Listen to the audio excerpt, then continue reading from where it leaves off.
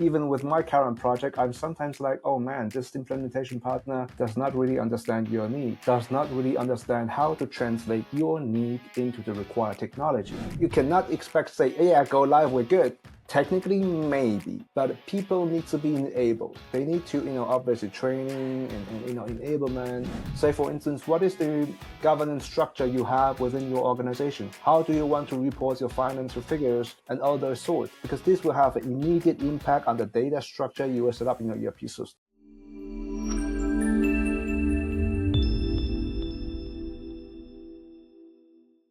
Hi, everyone, and welcome to Control Shifter, a podcast by Smart Dev and Verso AI, where we feature leaders who are take control and drive the shift. So today we are very honored to have Wei together with us, diving into the deepest layer of ERP. Our guest here is the head of Center of Excellence for SAP S ConVista with more than 12 years of experience from aerospace research to consulting giant like Accenture Dash. And now he's really an expert in sustainable process optimization and also people-centric ERP transformation for a set-heavy industry. So, Wei, welcome to the show, and we are once again appreciate so much that you joined us today. So before we jump right into the topic, are there any thoughts you would like to share with our audience? Thank you, Maddie, and thank you, colleagues, for having me here. That was a huge announcement, Maddie. I hope I can keep up the promise and deliver according to your announcement. And I'm very, very happy to be here. And I hope that we will have a good conversation, and maybe I can share some thoughts for the audience that they can benefit and take some learnings from it as well. That's Thank you. great. So what are you waiting for? Let's dive into the show.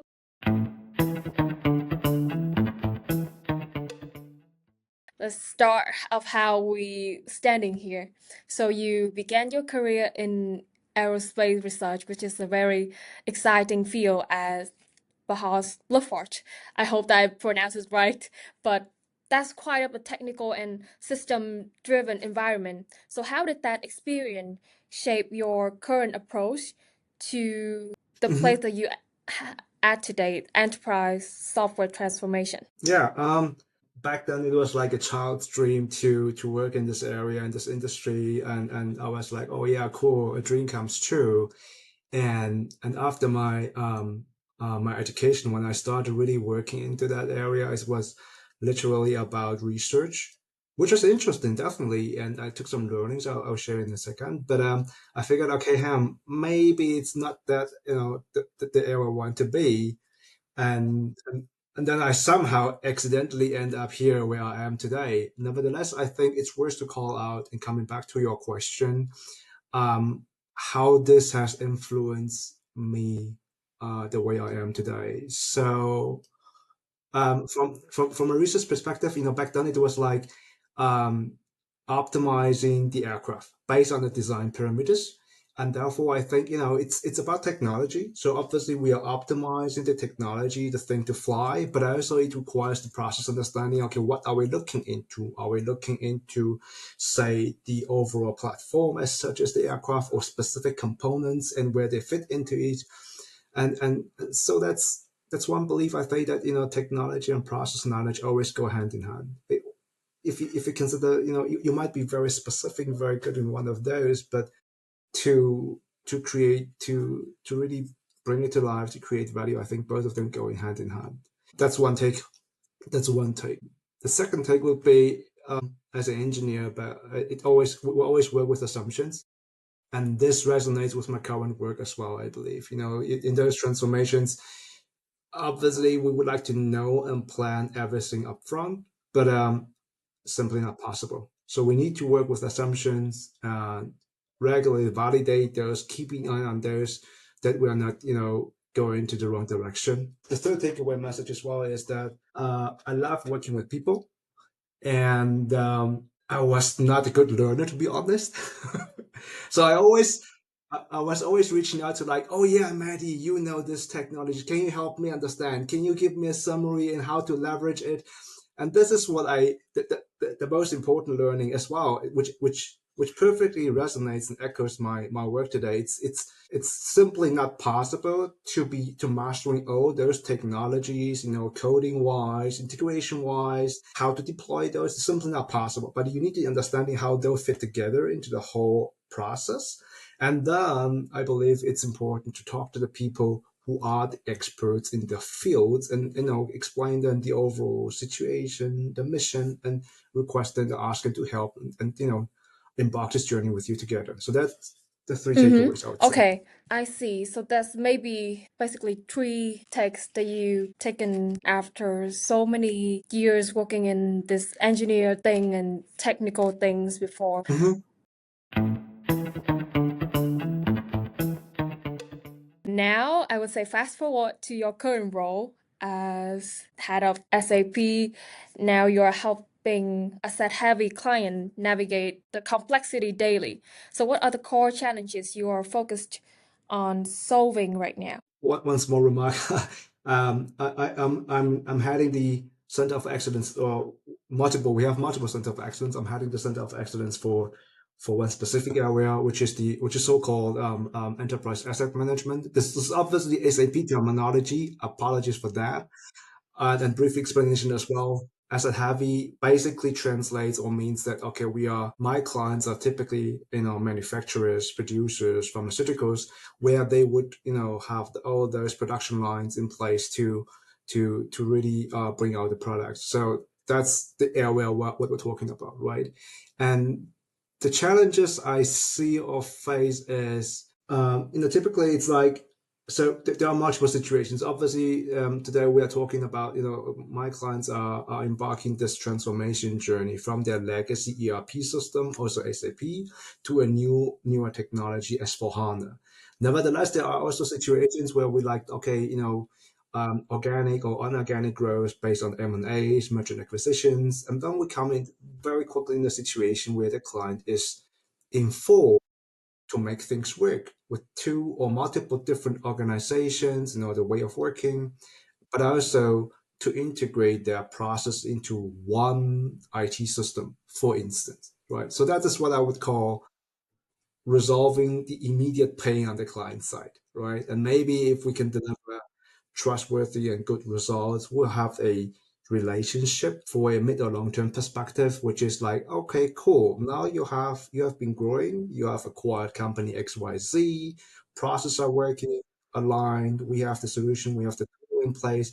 Now let's look at your operational model and how we can improve on those, because you will observe it as well. Typically you just grow and you did not necessarily spend that much thought about the back end of your back office, but applications. You probably have multiple access databases running out for the purposes, but at some point in time it's worth to review those and say, okay, how does all those solutions and applications fit into my architecture governance, right? And if we enter this stage and also successfully master it for the clients, then I believe we have a very strong trust-based relationship with the client.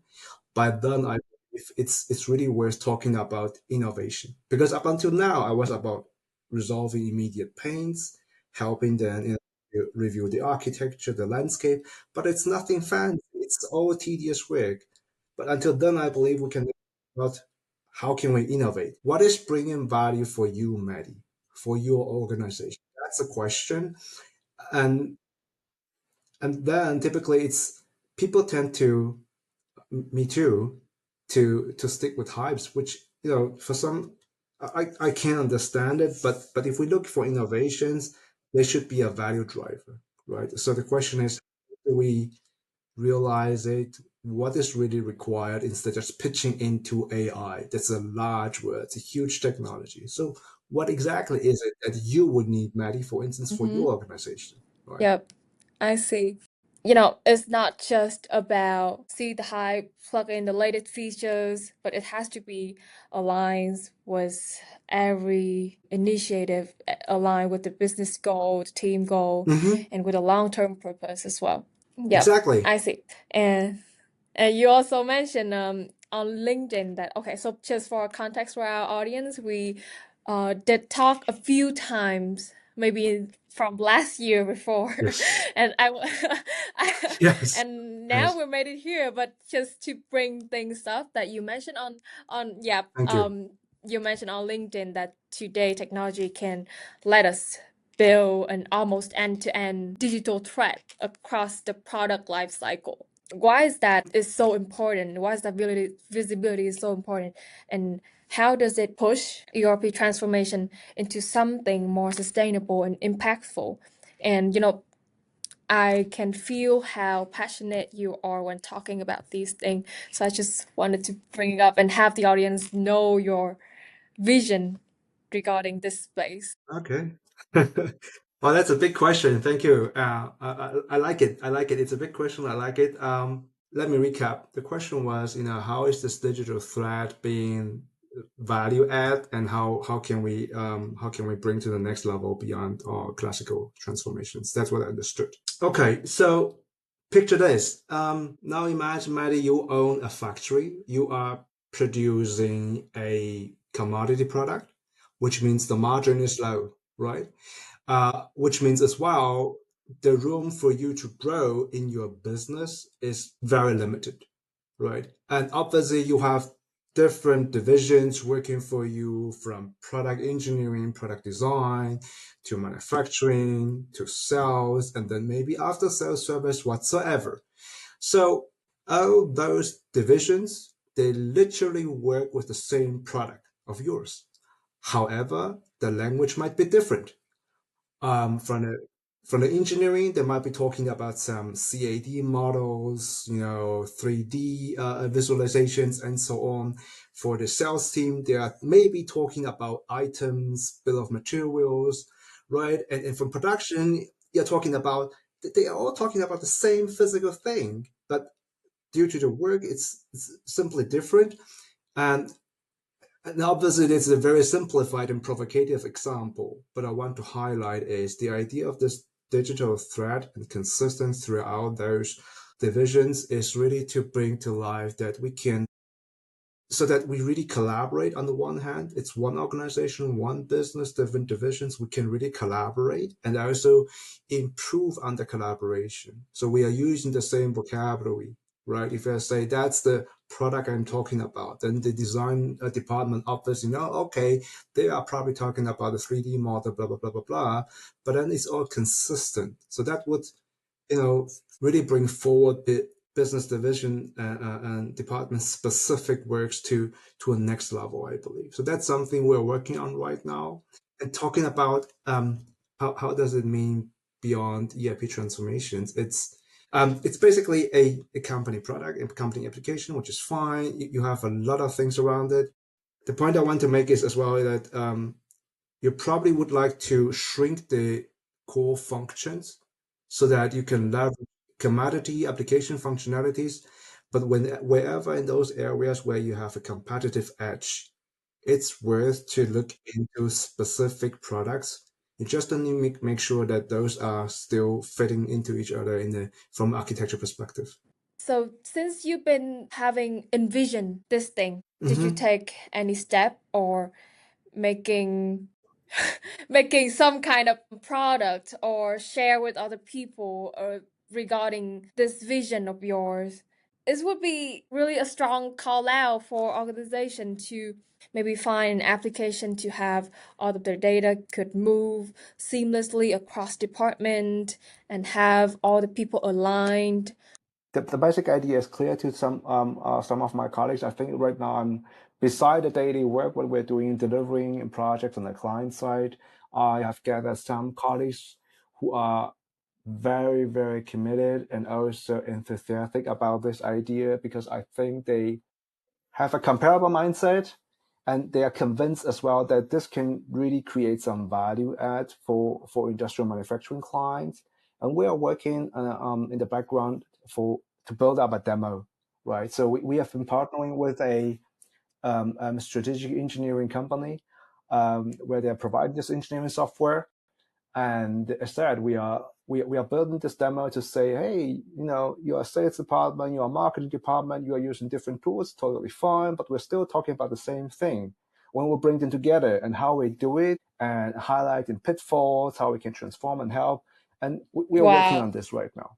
There's no hard timeline because, as I said, that's one of our hobbies. Yeah, engineering, the technical person hobbies. I totally got it. But yeah, maybe one day if the product's becoming vast majority people can be used that, or it can be live, maybe we can get back together and share a little bit on how you developing these Oh, tools, yeah. which is really That would be cool. exciting story to tell.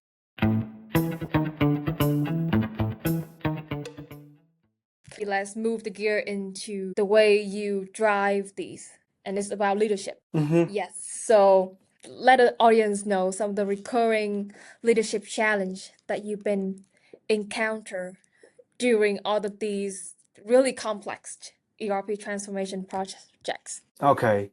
Um, for the audience as well, just a side note. I've been delivering. I think this is my sixth S/4HANA sub transformation project. Right. Previously, it was a smaller digitalization project of specific application and so on and so forth. And I think your question, Maddie, refers to those S/4HANA transformation project because it's really large. It affects the whole company, the whole organization. And after the mind, I can think of three obstacles. They might not necessarily all be leadership obstacles, but I believe leadership skills or lack of leadership plays an essential role in those, right? Let me start with one. That's a fairly easy one, I believe. It's like, there is a disconnect. There is a disconnect because the higher management, they ideally should have a vision, and they ideally should be able to break it down to say that's the project targets, besides budget and timeline, obviously clear, but then break it down to what does this vision mean? Where do our company want to be capability-wise after this transformation, right? This should be happening, and obviously there is this disconnect by miracle. I have never seen out of those six transformations that they are fully aligned. They might be fully aligned at the beginning, where the hype is there, where everybody's like, yeah, let's go, energized, motivated. But after some time, if the struggle really hits them, they're getting disconnected, and this is really hard because then things are going south. And during every project you might see challenges, but if you don't have the backing of the management, then things can go south very, very quickly. And I'm listing out the second point, which is not like less important, but just out of mind, the implementation partner. So the question is, who do you want to engage with? And I've seen even with my current project, I'm sometimes like, oh man, this implementation partner does not really understand your need, or does not really understand how to translate your need into the required technology, the best one, right? And this would also cause a lot of troubles if the implementation partner is not bringing the required skills in a very broad way, right? The final one is misleading self perception. Be it on the implementation partner side, who are confident to be able to deliver, but they cannot meet the requirements, or even on the client side, if they say, yeah, our organization can make this project in the next 2 years work, but underestimating, for instance, daily operations and struggles on their end, right? So that is something, I said, it's very common, and I believe they're all rooted due to leadership. Be leadership on the client side, not being able to prepare their team, or vice versa on the implementation partner side, not being able to support their people to deliver the project, right? I think lots of listeners are gonna have a nod to that. It's not just about these are the solution, this is the solution, also about more on how we understand what's your problem, what is really your need, and transform it into Yes, a yes. a measurable solution, or have a clear alignment on expectation as well. Yep, and Definitely, I yes, believe fully every agree. digital initiatives or transformation always starts with finding the right problem, the purposeful solution to solve that problem. In today's landscape, where everyone hyping and chasing maybe the next gen ERP solution or other the hyping things, what's Mm-hmm. some core principle that help you stay Mm-hmm. grounded when maybe stakeholder gets swept up with all the hype currently? You've previously mentioned the previous one before, but maybe give us some, Mm-hmm. Mm-hmm. actionable. Sure, I'd love to. So I'm working obviously in the consultancy. So whenever I engage in my daily work, I'm acting as a supplier, right? And also with my background from Taiwan, is like, Asian. I'm more like, yes, yes, yes, we can somehow make it work, right? That's sort of the mentality. And specifically paired with being a supplier, you are more like, okay, I need to make it work for my client, sort of stuff. And here's the but. I always try to engage in a very respectful way. That means whenever I say, oh, listen, Maddie, that's not my field of expertise.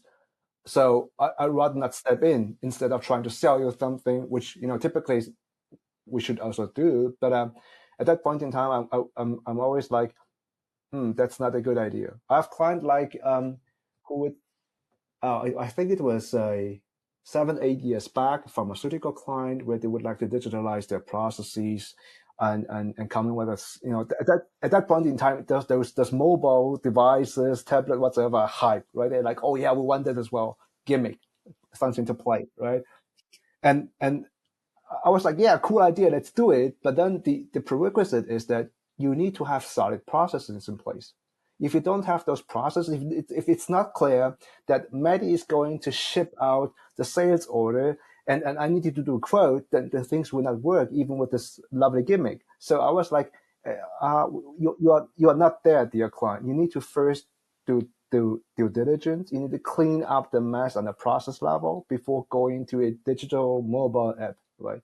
It, this sort of stuff, I think it's respectful and it's honest. So I'm always trying to engage with my clients, understanding their need and then analyzing the situation and say, okay, that's what you need to do, maybe upfront. Yep. Say no to the client. You can't do this. Yes, that's it.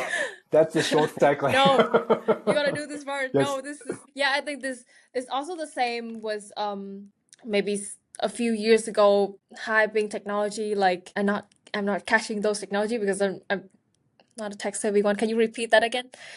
Can you say Never mind. those It's nothing specific.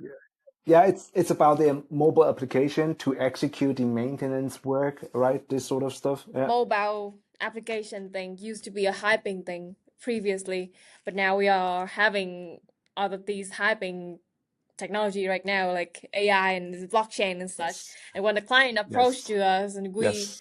we think, okay, let's do it. Let's jump in that. And then we realize their data infrastructure is very messy. Their culture is not Yes. yet even ready for all of these transformations. So they need to start to work on some of the very basic and not, yeah, basic Agree. things first, then start Agree. to the higher level of, yep. So Yes. say no to the client if Agree. you want this. Maybe your infrastructure couldn't adapt to it. You're gonna take another path.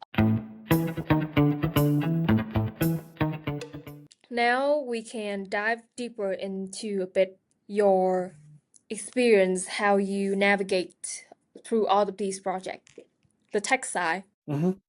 So you've seen many ERP projects fall to trap because they just deliver the technical upgrades, right? So what the recurring flaws do you observe in how ERP projects are typically run and why these projects failed? Because they just following the upgrades. Yeah. I think, if I'm not mistaken, I think we talk about this on LinkedIn chat as well. I'm not sure whether this is only a phenomena. Uh, I'm not sure whether this is only a SAP transformation phenomena or maybe rather a larger IT, in a digital project we encounter or comparable challenges as well. Um, for most of those, what I'm personally missing is that the change management part of it. It's Because if you change the calculator, you don't type the plus sign is not on the left bottom. Maybe it's somewhere else, or it's hidden, or you need to type something else. I do not know. I want to say is again, you are changing the core application of your company. So obviously there is change for the people who work with it. You cannot expect to say, yeah, go live, we're good. Technically, maybe, but people need to be enabled. They need to, obviously training and enablement and all this sort. All these, they are at the beginning part of the project plan, yes, but we all know project runs out of budget, run out of short of time, so people start to cut things off. And the first thing which is falling short is, oh yeah, maybe we can shorten training, or oh maybe we can, and this is really a pity, a shame. It's a shame because you are bringing up the latest and greatest technology, and then you're like, oh yeah, Maddie, have fun with it. It's like, no, that's it's not my definition of being successful transformation, to be honest, right? So that's a pity, really, really a pity. Um, and, and vice versa. I believe, which is very close. Again, we're talking, working a very technology deeply project, but it's all about people. Because I believe if I come to you and say, hey, listen, Maddie, I will change the way you work with another application, another tool. You might not feel that comfortable because you were used to, work in that comfort zone, It how you is. operate. It's no offense, but I think this is something we need to take care of. Give you one example. I have a colleague, who is like talking to me like, listen, Wei Chien, the last 15 years, whenever we are talking about variant configuration, I am the go-to person, right? People will come, the client will talk to me, oh, I would like to build this and that configuration, does it work? And he's working eagerly out a solution for them. But now he's like, but now they are just not talking to me anymore due to whatsoever. So this is something, again, that's about habit and fear and that just need to be taken care of as well, right? Yep, I believe that when we're working on some initiatives and to see whether it's really a success Mm-hmm. or not, this has to be the people, the end user who are using our product is really satisfied with it, really Yeah, help them maybe boost their productivity better than the previous application that they used. Yep, yeah, definitely. but Yes. also, but to have them really comfortable with the new tools of the new initiative, we need to work a lot on training and, you know, um, helping them get familiar with these tools. And now what you're seeing is people is underestimating these training things. I think is a thing we need to consider, and also for leaders who are listening to this podcast as well, implementing anything. Yeah, that would be Yeah, great. if you want to That would if be you want to great. Yes. implement anything and you want your maybe employees, your workforce to get used to it and use it in the right way and make the most from all of it, you need to invest in these kind of training things. And yeah, and I do feel there are some Yes. training, technical training are very poorly made. I did see those. They didn't invest much in that. Like click instructions. Click Yeah, here, click there. it is. It's very.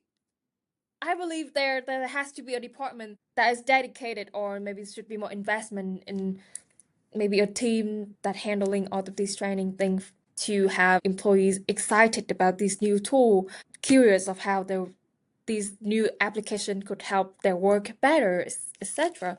But do you think why people is getting Yeah, so numb yeah, with all yeah. of these change?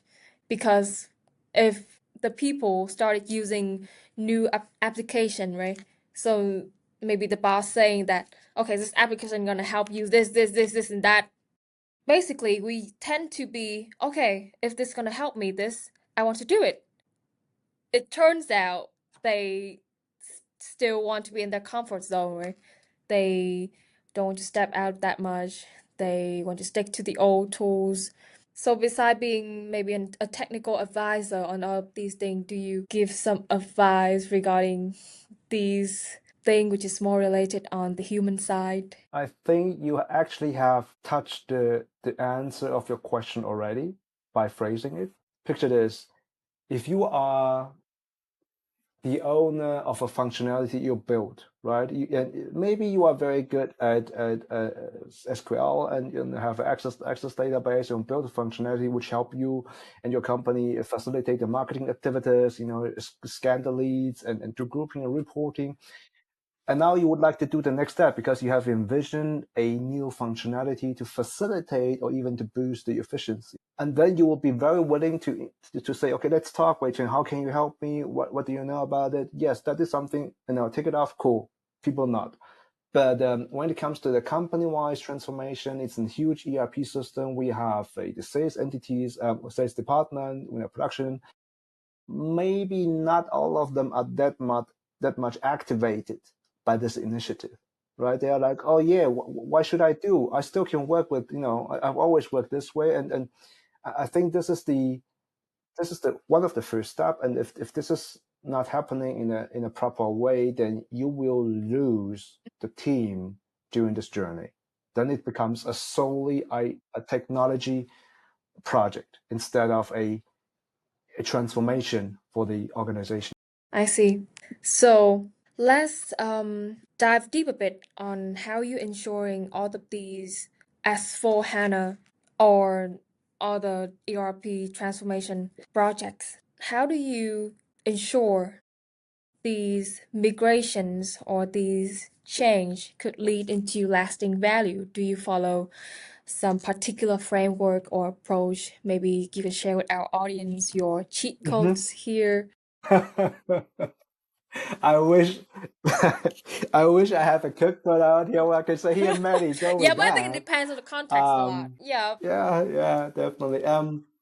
Okay, that's a tough question, but I like it. Unfortunately, I might not be able to meet your expectation, Maddie. The reason is, so in this SAP field, right? We have say industry standard approaches. Just name one example, which is called SAP Activate. That's a standard SAP provided and recommended methodology, which makes sense, right? It's subdivided in 6 phases about discovering the functionalities. Let me show you this new app and that new functionality, right? And then you're like, oh, cool, that's all the things I can get. And then you're like, okay, I sign up for that. And then we go into the prepare phase, building up the team and stuff. And then you just, at some point in time, you will go into a deeper explore, like, okay, that is what I need, but here's the gap, and I need to somehow meet the gap of functionality wise, right? And once this is clear, we go into realizing, coding it, deploy it, and then make the application run. So that's a standard methodology in short, right? It's called SAP Activate. And that's typically what all those consultancies run and need to master. Cool, take it off. However, I think we have discussed a lot about prerequisites, due diligence, basis work, and people. And all those things obviously happen during that phase as well. But I would like to go one step back and say, okay, before we go into this SAP Activate methodology, let's take one step back and have a larger picture. What is for instance, what is the governance structure you have within your organization? How do you want to report your financial figures and all those sorts? Because this will have an immediate impact on the data structure you will set up in your ERP system. And envision it's not only lift and shift by implementing a new technology, but also you would like to leverage it. And then my next question would be, okay, cool. So what is the target operating model you have in mind, dear Maddie, right? Imagine you are the CEO of this production company, as previously mentioned. So what changes do you foresee? Which capabilities do you want to tap in? What does it mean from an operating model perspective? Because this, again, would have impact as well on your architecture, landscape, governance, and sort of stuff. So I would say if all those things are clear, we can then dive into this implementing part of the plan. But if they're not clear, then you are going in with rather large risks as well, right? Okay, so on that note, when you're trying to pitching efficiency investment to the stakeholder, so you previously say that we need to have some clear goals, clear purpose upfront so that we can start putting into implementation, right? So let's talk about what thing you use to measure these goals. So what ROI or metrics do you measure, you leverage to get executive level to buy in? Yeah. um, I was smiling because I think it's again on the C level. It might be a prejudice of mine, but it's all like, okay, when do I get my cash back? You know, when does the invest I need to spend, and what is the expected saving I can achieve? I might not be able to really call out specific KPIs, but I want to share two things, which is we need to know the vocabulary. We need to know, as a supplier or as a consultancy, we need to know the way of thinking, and we need to know to understand the vocabulary you're using. At some point in time, you might do a business case, you might calculate the ROI as you have indicated. You probably would also want to say, okay, the total cost of ownership goes down because you are not now owning those server centers, but you're on cloud maybe, and you can scale faster. So we need to understand the language. The second thing is, before pitching, I would rather suggest to really have a discussion, a thoughtful discussion with the C-levels, with your sponsors, to understand their motivation. Because I believe a strong pitch or convincing arguments is if you can echo their needs, if you can echo what they are looking for, if they are explaining, I would like to grow a capability in the area of, say, image recognition, right? To be able to spot flaws in my production and so on and so forth. You need to be able to echo this. You need to say, okay, why is this transformation helping? How does it help you to get in there? So two things. Again, be clear about the vocabulary. Sometimes you need to do this as well, but also go the extra mile, understand your client's specific situation, and help them translate what they need and how to reach you. Yep. So let's get back to all understanding the language, understanding the context to give out the right plan or initiative plan. Yes, understanding those. Sorry to Go interrupt ahead. you, Maddie. Understanding those, yes, and also translate into how to realize the value add. To be clear about it, right? So obviously, if I don't understand you and don't understand the language, I'm not able to.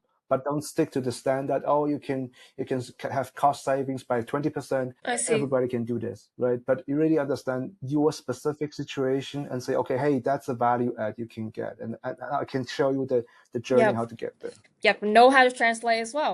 So I just one more few questions about this technical field. So we are talking about business cases planned to roll out, right? What is your end-to-end framework look like from pilot to rollout? And what stages or what part in maybe your framework that excites you the most and make you exhausted the most? I merged two questions into one. To be honest, I like all those phases because I was really enjoying those discussions and visions the C-levels are sharing with you. If they trust you, the exhaustive part as well is to really then to translate their vision into solid value adds. That's really exhaustive, and it's sometimes as sometimes I just need more people to step in with much more expertise in the area of, say, for instance, cloud provisioning and so on and so forth, right? But that's again a teamwork, which is good. Yeah, and also when it comes to the delivery itself, I believe I've been delivering now the set as the 6th S/4HANA transformation project. I'm pretty firm in this. I hope. So that's something I can do less stressed, right? So that's a thing I can do less stressed, I guess, because I enjoy working. I really do enjoy talking to the end users or the key users, where they like, oh, listen, Wei Chien, I have this trouble. If I want to get this PO in the system, I need to collect data there. I need to do a scan there and blah, blah, blah sort of stuff, right? I'm making it up right now. And then I can show you, oh, listen, hey, did you know this functionality, right? And all those, it it gives me goosebumps when I see that we can help them and facilitate it, right? So that's something I really appreciate. But still exhausted, still a bit stressed. Yep, I Yes. can see Yeah. because you're handling both of the tech part and maybe the conversation part, the business facing part. You harmonize those two. That's Yeah. a tough one. That's the really tough one. But that's important. And I believe you're doing it really well because all of the things that you mentioned, Still yeah, have room to yeah, grow. all the good people say that. They always see rooms to grow. All the good people say that, ah. right? Okay, so I ah. believe we ah. are going through Too kind. a bit much on what Wei Chien vision on this technology and also all of the thing he been he been facing and how he's navigating and solving it. I really like the way you emphasizing the understanding part and translating. Yeah, we gotta understand what's the problem that you have, the context that you have, so that we can translate it perfectly and bring up the solution that's fit to that problem and fit to your business goal the most.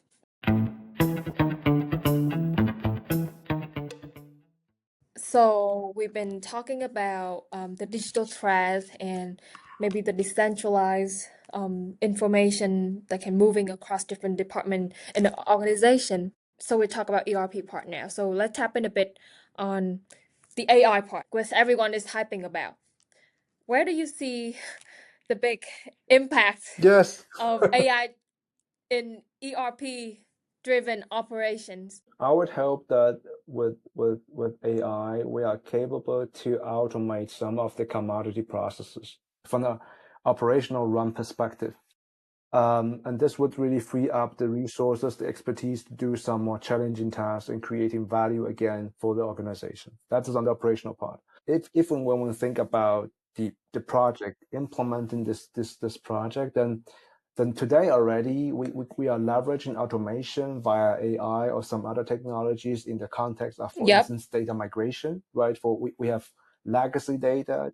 They need to fit into the new data model, those cleansing. We can build rules so that because I still have clients who are building for each data object a huge Excel spreadsheet and do Yes. manual mapping. I was like, holy moly, right?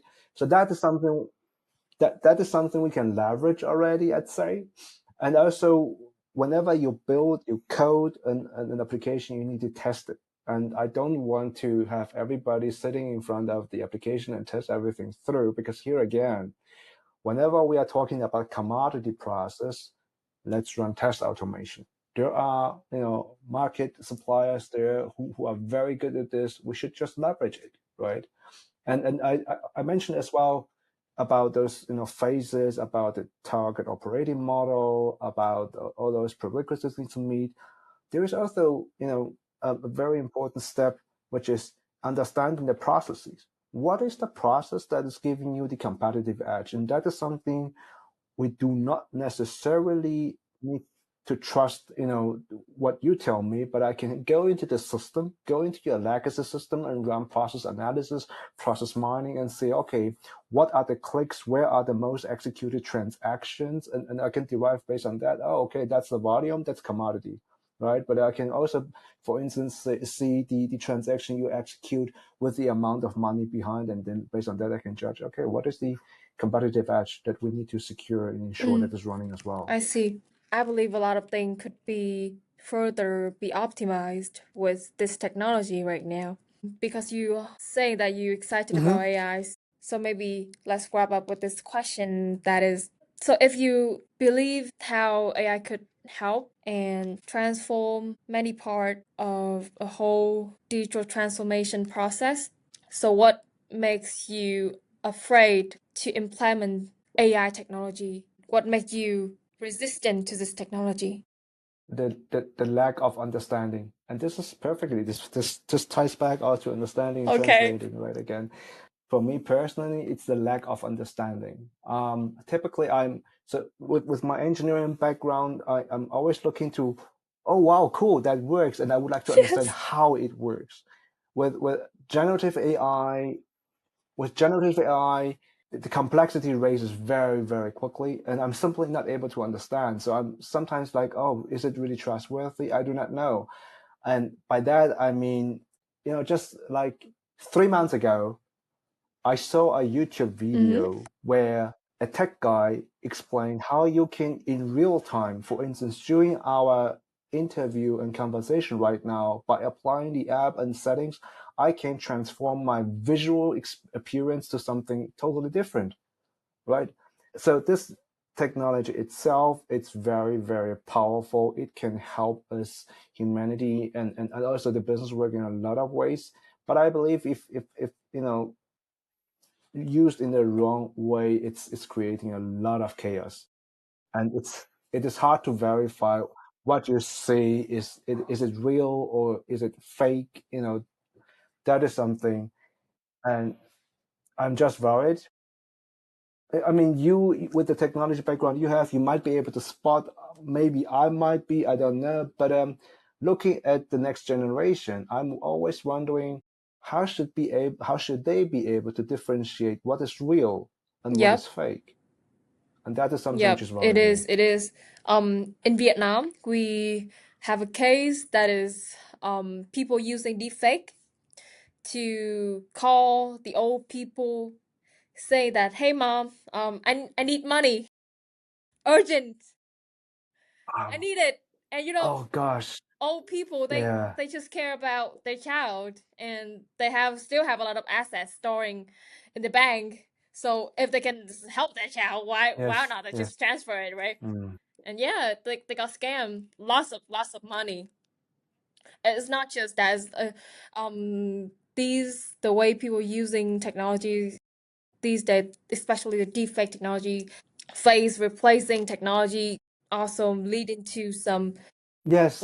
all the Oh scam yes. in finance and KYC and things like that. So I believe technology always need to have more governance.